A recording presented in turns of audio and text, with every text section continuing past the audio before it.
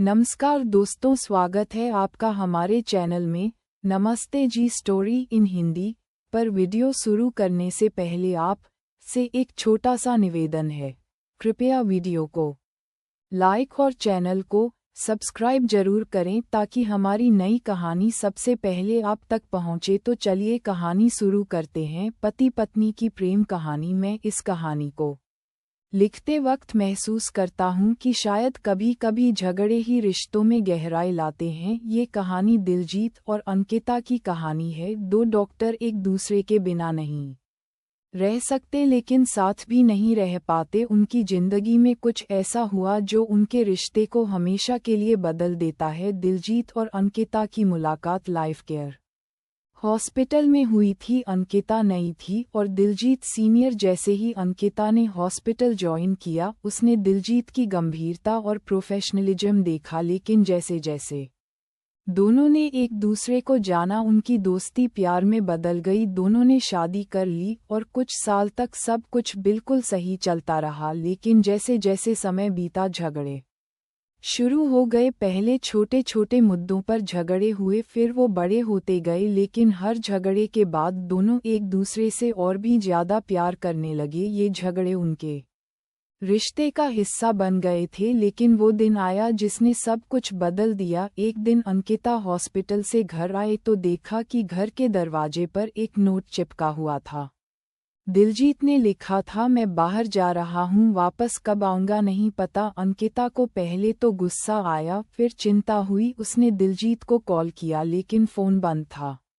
अगले 2 दिन तक कोई खबर नहीं आई। अंकिता ने अपने सभी दोस्तों और हॉस्पिटल स्टाफ से पूछताछ की, लेकिन किसी को कुछ पता नहीं था। अब उसे डर लगने लगा था। उसे समझ नहीं आ रहा था कि दिलजीत बिना कुछ बताए कहाँ चला गया। तीसरे दिन अचानक अंकिता को दिलजीत के एक पुराने दोस्त का फ़ोन आया। उसने बताया कि दिलजीत एक एक्सीडेंट का शिकार हो गया है और एक छोटे से गांव के हॉस्पिटल में भर्ती है। अंकिता के पैरों तले ज़मीन खिसक गई। वह तुरंत वहां पहुंची और देखा कि दिलजीत बिस्तर पर लेटा हुआ है। उसकी हालत गंभीर थी, उसके शरीर पर कई चोटें थीं और सबसे बड़ी समस्या ये थी कि उसके सिर में चोट के कारण वह अपना पिछला समय भूल चुका था। अब कहानी एक नए मोड़ पर थी। दिलजीत को अंकिता याद नहीं थी, वह उसे पहचान भी नहीं पा रहा था। अंकिता ने दिलजीत का पूरा ख्याल रखना शुरू किया। डॉक्टरों ने कहा कि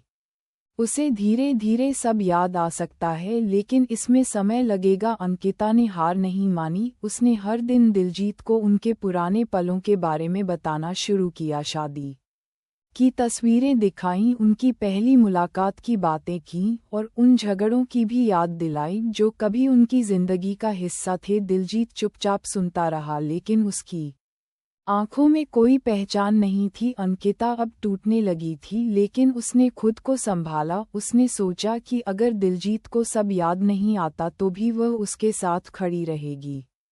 एक दिन दिलजीत ने अचानक अंकिता से कहा, तुम्हें देखकर कुछ अजीब सा महसूस होता है, जैसे मैं तुम्हें जानता हूँ लेकिन याद नहीं कर पा रहा। अंकिता की आंखों में आंसू आ गए। उसने उसे कहा, शायद ये हमारा नया मौका है फिर से एक नई शुरुआत करने का। अगले कुछ महीनों तक अंकिता ने दिलजीत के साथ हर वो पल फिर से जिया जो कभी उनके बीच था। धीरे धीरे दिलजीत को कुछ कुछ याद आने लगा, उसकी यादें लौटने लगीं। लेकिन इस बार वो पहले जैसे झगड़े करने वाला दिलजीत नहीं था। उसने महसूस किया कि उन झगड़ों का कोई मतलब नहीं था। उसने अंकिता से कहा, मैंने महसूस किया है कि हमने बहुत वक्त उन बेकार झगड़ों में बर्बाद कर दिया जो हम दोनों के प्यार के आगे कुछ भी नहीं थे। अब दिलजीत और अंकिता की जिंदगी फिर से पटरी पर आ चुकी थी, पर इस बार वो प्यार, इज्जत और समझदारी के साथ अपने रिश्ते को आगे बढ़ा रहे थे।